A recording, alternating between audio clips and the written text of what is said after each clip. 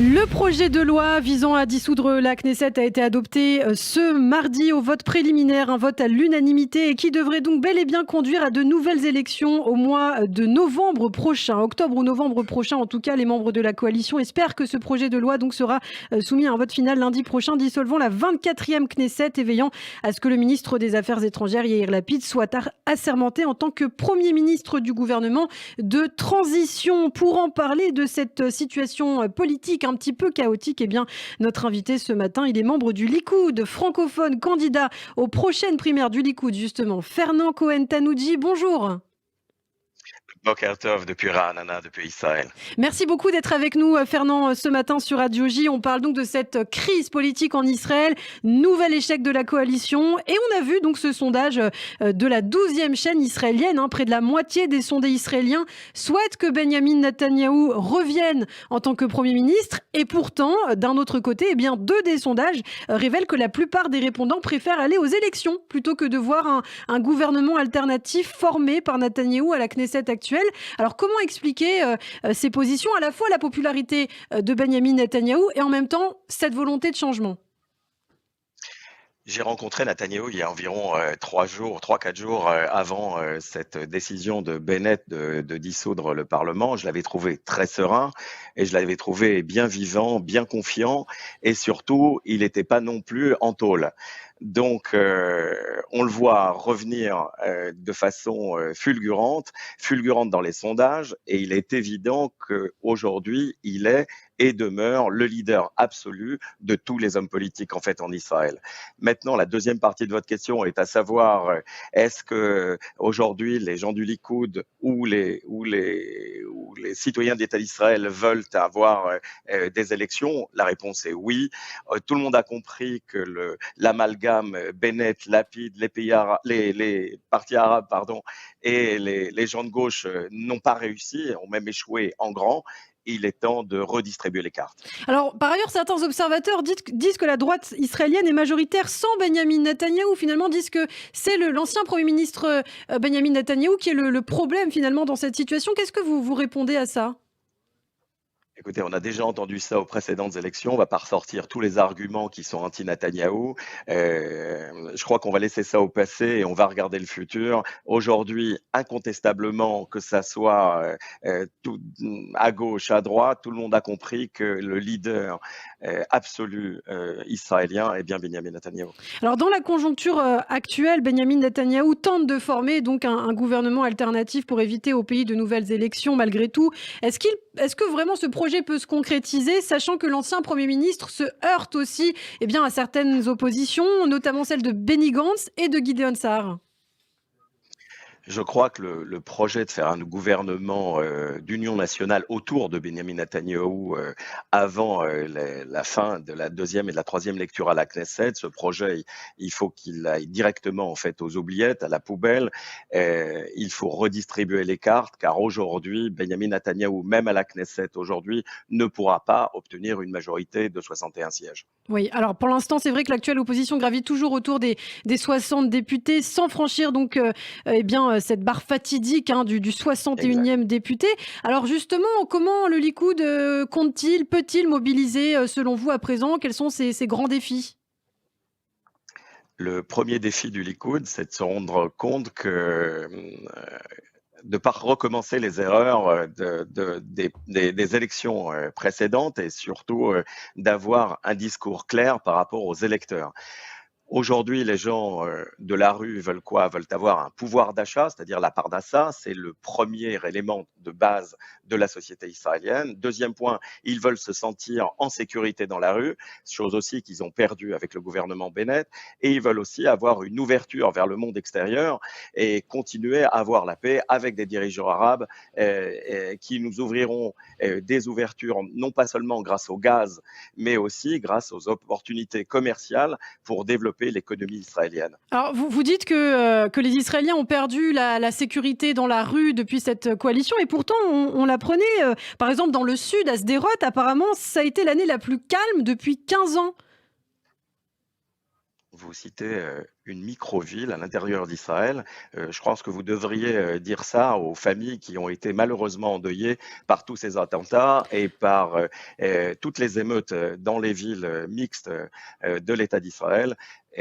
C'est à eux qu'il faut dire ça. Bah, Sderot est peut-être un épiphénomène. alors, on va parler du bilan justement de cette coalition. Vous parliez d'erreurs justement à ne pas reproduire. Alors, peut-être vous, d'un regard extérieur, avec un œil extérieur, quelles sont les erreurs qu'a pu commettre le gouvernement de Benyamin Netanyahou à ne pas reproduire?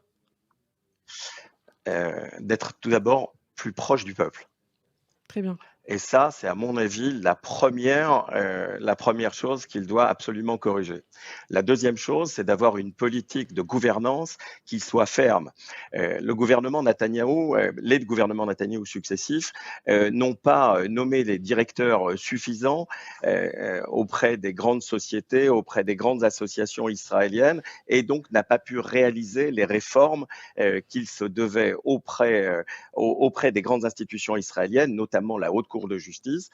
Et je crois que c'est là où le bât blesse en fait en Israël. La Haute Cour de justice, en se mêlant des affaires du Parlement en fait en permanence, a empêché la gouvernance des partis de droite durant quasiment ces 12 dernières années.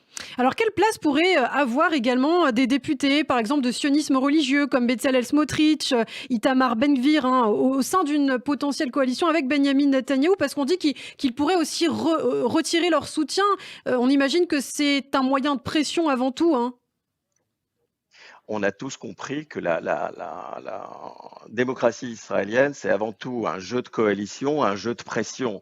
L'exemple malheureusement flagrant, ça a été l'exemple de l'amalgame et non pas de la coalition de Bennett, où en fait chaque parti essayait d'avoir soit des milliards de shekels, soit des choses relatives à la cache-route, à la judéité de l'État d'Israël. Et on a bien vu qu'en fait, dans une coalition, et la coalition et l'amalgame de Bennett, ça n'avait pas marché. Maintenant, concernant Ben-Gvir et Smotrich, évidemment, ce sont des gens de droite, ce sont des gens avec lesquels Benjamin Netanyahou devra composer, car il nous faut un gouvernement de droite qui va garder les valeurs juives de l'État d'Israël, ce pourquoi nous sommes tous là aujourd'hui, en tout cas moi en particulier. Alors, vous parlez de valeurs juives de l'État d'Israël. Justement, on parle aussi de la place du parti arabe islamiste de Ra'am, hein, de Mansour Abbas, qui a pris énormément de place, d'ampleur, d'influence ces derniers mois sur la scène politique.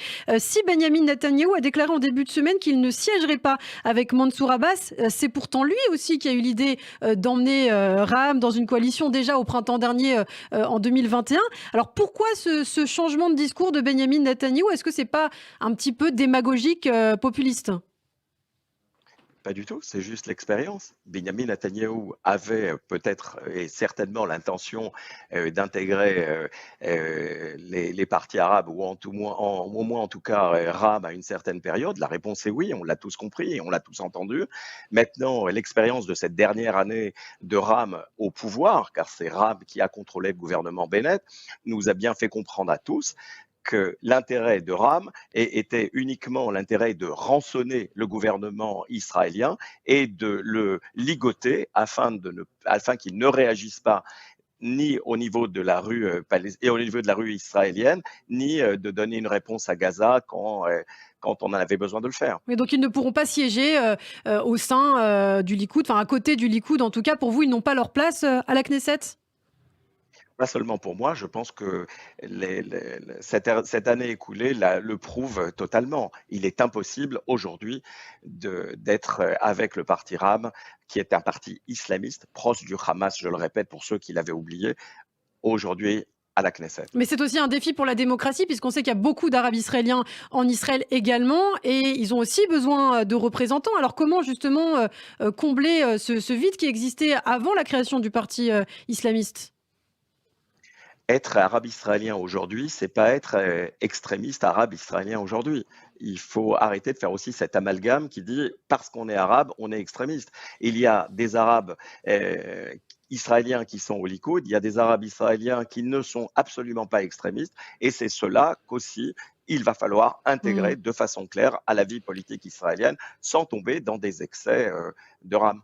Alors, cinquième élection, Fernand, en moins de 4 ans pour Israël et les citoyens israéliens, c'est quand même très dur, hein. On observe, quand même une très forte lassitude Bien sûr. aussi de la part des Israéliens. Vous qui êtes francophone, qui connaissez le système politique français, justement pour faire, la distinction, est-ce que c'est pas aussi peut-être le système politique électoral israélien qui est à remettre en question? Ne devrait-il pas y avoir de débats très forts là-dessus en Israël? Alors, je vais reprendre les dernières élections législatives et présidentielles françaises. On a tous vu que le système français, malheureusement, a aussi ses limites. Qu'est-ce qui s'est passé avec l'élection du président Macron? Il y a eu la montée de partis extrémistes, d'accord, de Madame Le Pen et évidemment de Monsieur Mélenchon. Et pas Ouais. question aujourd'hui de voir arriver ça en fait en Israël. Donc, il est mieux peut-être de rester avec le système en fait qu'on a aujourd'hui. Maintenant, le deuxième point qui est aussi important, c'est le système des circonscriptions en fait à la française. On a tous vu de façon très très claire que ce système des circonscriptions français est ce qu'on appelle un découpage. C'est entre guillemets la plus grande entre guillemets bien sûr magouille qui puisse exister dans un système démocratique. Le système israélien aujourd'hui est bien plus démocratique que le système français et il peut être stable. Il suffit simplement de monter une coalition autour du premier parti fort en Israël. Alors, le ministre de la Justice, Gideon Sarr, a par ailleurs prévu de soumettre une proposition hier visant à limiter le mandat des premiers ministres à 8 ans lors de la prochaine réunion du cabinet. Donc là, Benjamin Netanyahou n'aurait pas vraiment de chance, hein, de redevenir Premier ministre. Qu'est-ce que vous en pensez? Le peuple est unanime et il sera unanime à chaque élection. Si le peuple veut un président pendant 4 ans, pendant 8 ans, pendant 12 ans, pendant 20 ans, c'est le peuple qui décide. Israël est une vraie démocratie. Vous vous êtes montré, Fernand, très critique sur vos réseaux sociaux et également vous vous montrez critique aujourd'hui ce matin sur Radio J concernant donc cette coalition Bennett-Lapide qui a pourtant fait des choses aussi, hein, notamment en ce qui concerne nos rapports avec les Arabes, la livraison de permis de travail pour des milliers d'Arabes sans papier en Judée-Samarie et à Gaza. Certains ministres israéliens et arabes palestiniens ont rencontré aussi leurs homologues pour discuter, par exemple, de sujets essentiels comme l'eau, l'électricité, la modernisation des réseaux de télécommunications dans les territoires arabes palestiniens. Est-ce que c'était quand même pas un signe positif de changement tout ça? On parle uniquement de la suite des accords d'Abraham signés par Benjamin Netanyahou. Il n'y a rien de nouveau entre des négociations entre les responsables de l'autorité palestinienne et Israël. Ces négociations et ces rencontres existent depuis de très nombreuses années. Avec le roi de Jordanie, Israël a accordé au roi de Jordanie encore une quantité d'eau absolument incroyable. La seule chose qu'on doit retenir aujourd'hui, c'est qu'il a cédé devant du terrorisme d'État de Rame en lui donnant 53 milliards. Et ça, il a financé le terrorisme, pour moi, quasiment israélien. Et il a perdu le contrôle des villes en Israël. Et ça, c'est ce qu'on retient aujourd'hui du bilan.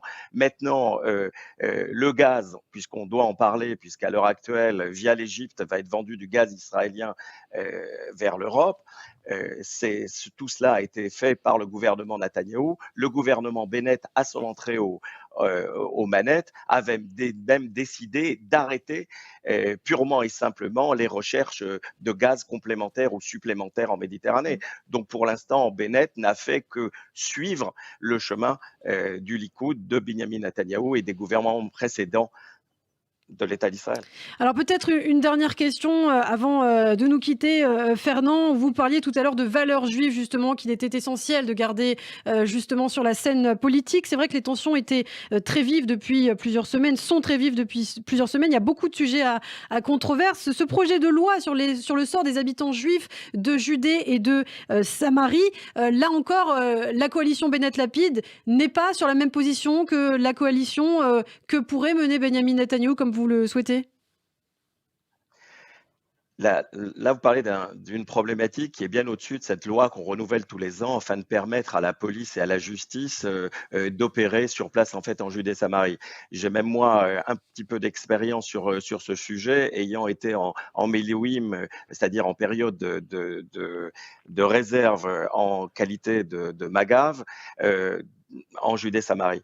Je peux vous dire de façon très claire, cette loi, elle sera reconduite jusqu'au moment où Israël décidera de façon unanime d'annexer la Judée-Samarie au même titre où elle a annexé le plateau du Golan, où elle a annexé Jérusalem. Et je suis certain qu'elle sera reconduite. Merci beaucoup, Fernand Cohen-Tanoudji. Peut-être un dernier mot, puisque vous êtes candidat aux prochaines primaires du Likoud, vous êtes francophone. Peut-être un dernier mot sur vos projets. Je crois que vous agissez beaucoup, notamment pour les francophones, pour les Français qui vivent en Israël. Alors justement, qu'est-ce que vous pouvez nous dire là-dessus? Quels sont les projets que vous comptez mener? Alors, tout d'abord, être sur la place des Olim au sein du Likoud, c'est pas seulement s'occuper des Français ou des francophones qui sont montés en Israël. C'est avant tout de trouver des solutions qui soient pour l'ensemble de la classe politique israélienne, afin d'avoir une société qui est stable, car les problèmes des francophones, on les connaît, je les ai vécus pendant près de 30 ans, et il va falloir les résoudre de la même façon que les problèmes nationaux. Donc, on les connaît tous, les problèmes. Je ne vais pas les répéter en fait à l'antenne une 100e fois. L'essentiel, c'est aujourd'hui de mettre en avant les points essentiels qui sont Eretz Israël, la Torah d'Israël, et de mettre le peuple d'Israël en avant pour gérer l'État d'Israël. Eh bien, merci beaucoup, Fernand Cohen-Tanoudji, d'avoir été avec nous ce matin sur Radio J. On aura l'occasion de se reparler sur cette antenne. Merci, à très bientôt.